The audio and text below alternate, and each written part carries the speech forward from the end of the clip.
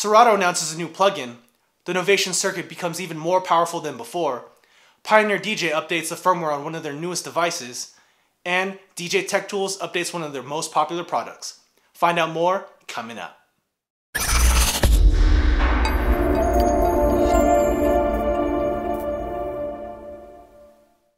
Thank you for watching PDot TV, where you find tips, tricks, and tutorials for DJs and music performers. Now let's get into the video.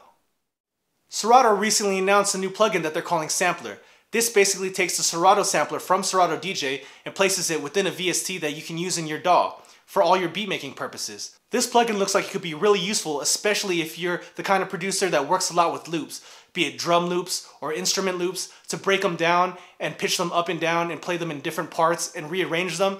This is the kind of plugin that you might be looking for. The plugin's currently just in beta right now, but you can go ahead and sign up on the Serato site, and I'll also leave a link down below if you're interested in signing up.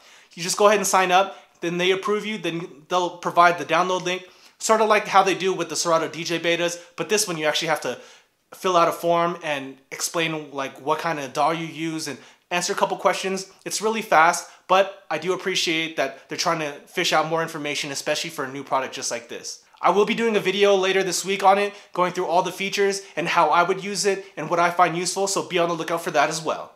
One of my favorite budget groove boxes, the Novation Circuit, has just received a bunch of new features care of the team at Isotonic.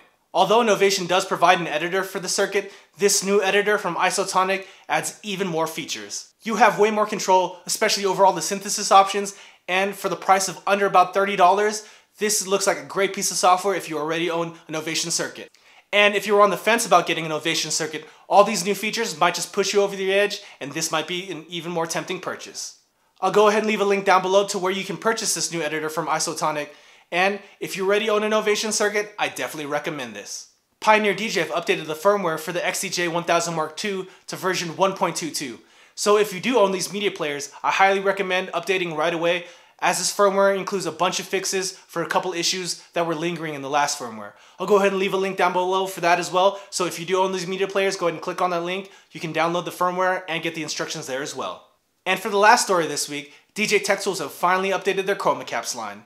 The Chroma Caps are some of the best knobs and fader caps that you can buy third party for all your gear out there.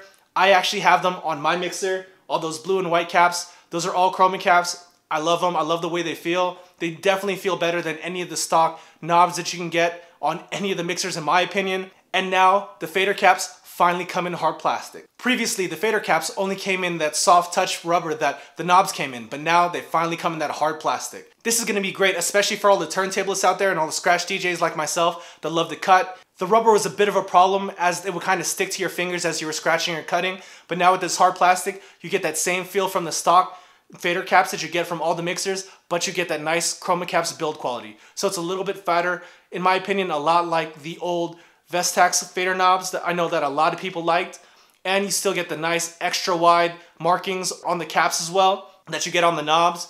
So if you're in the market for some new fader knobs, or maybe yours have broken down because they tend to, if you're a scratch DJ or turntablist and they're a little loose, definitely look into these new Chroma Caps.